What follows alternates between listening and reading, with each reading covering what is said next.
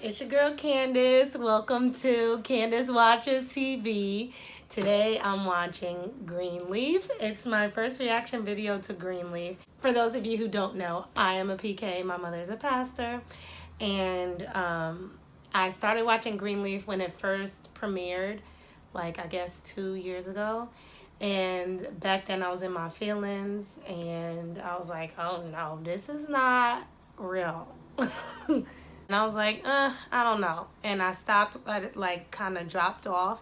And then recently I was like, you know what, let me give this another try. And I binge watched on Netflix.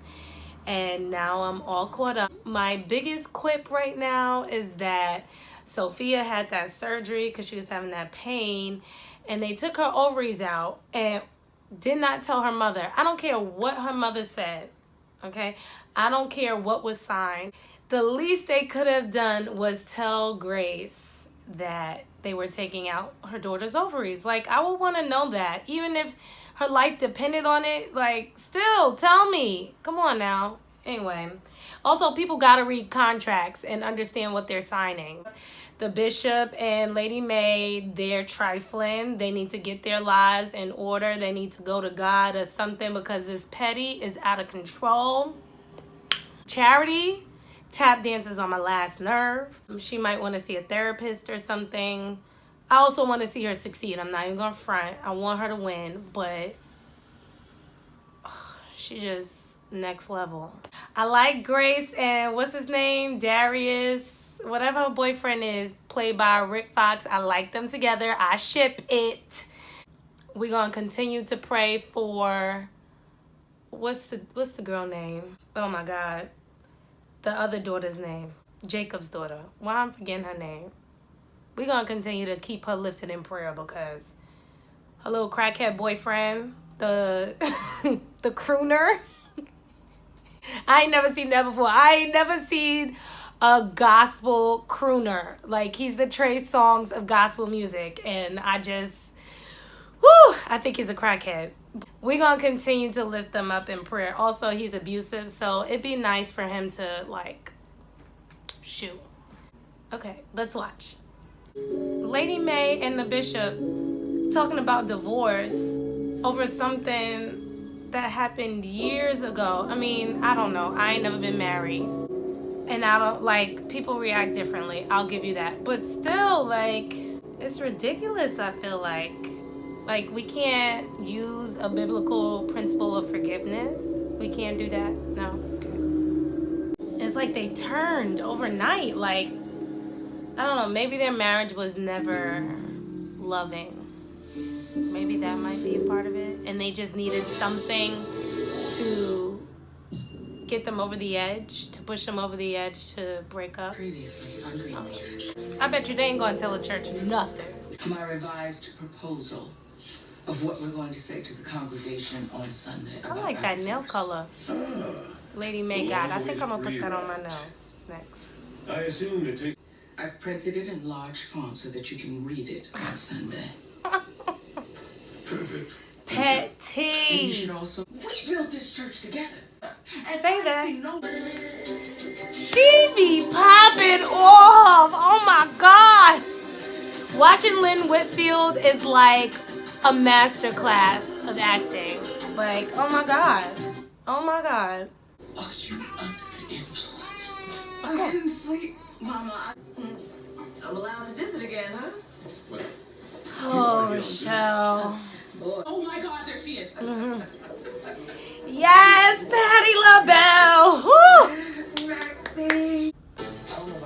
Oh, my soul don't sit right with Rochelle. Get sis out of here. Oh, I gotta watch Black Love. I really do. I don't know why I play myself. Hopefully I can watch it on demand. But apparently it's something he'd used on her a few times before. Is that a custom shirt? Excuse me? The shirt you're wearing, did you have it made? Why are you asking that? Just off the right. Right up here by the opening, and yours is... It opens just right. That has nothing to do with the topic of discussion. Yeah. Rochelle needs to go. Now tell me more about being a reporter. That has to be an exciting job. Please, girl. Go. Oh, she likes you. Michelle, jealous? No. Interested, yeah. She's playing me. She's good.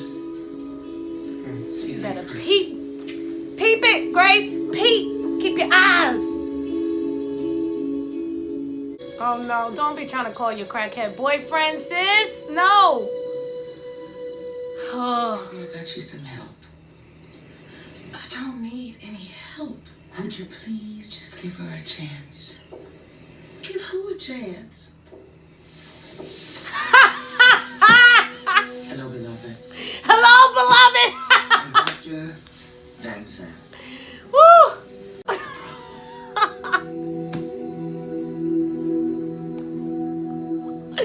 She got IYANLA.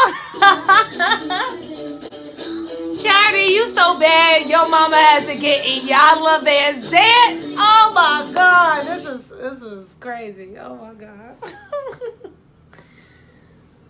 Ooh, that's funny. Zora, that's her name, Zora. Zora is Jacob's daughter, Zora Greenleaf. That's the one we need to keep in prayer, saints. Okay, keep her on the heal and whole list. We don't say sick.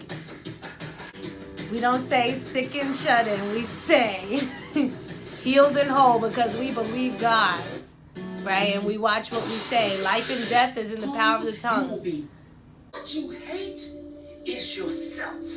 Because if you didn't, you would not be trying to talk to this boy who Right. has hurt you. Right. Now, I want you to think about that. That's right. They're trying to protect you. Maybe not in the best way. Sorry that you came all this way. Come on, beloved. Come on. Don't think of it as help.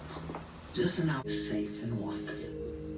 Y'all look come through with that 2-punch. Hey. That's tough, man. I feel you. I feel you, Sophia. I mean, I'm not sterile or anything, but Come in. I love you, Mom. Good night. she's scheming. Zora's scheming. Take a look at that statement you wrote for church tomorrow. And add a farewell. Because there won't be another chance to say it. Woo! How? He said, add a farewell. Because there won't be another chance. Oof. But I can assure you that that was minuscule compared to what little Faith felt. Oh. Or even what I felt when I was a little girl. But Dr. Van Zant, I never, ever blamed my mother for any of it. But Mama, would you just listen? No. Not right now. So I don't need another person coming at me and calling me out right now. Well, what was the point? Dr. Van Zant gonna have to be a series regular with this family. She gonna have to come every episode. Because they got issues. You cannot deny Deborah Joy and what family she belongs to. She looked just like them Winans folk. Just like them. She changes everything. This is a sub. She changes everything. It's a subliminal message.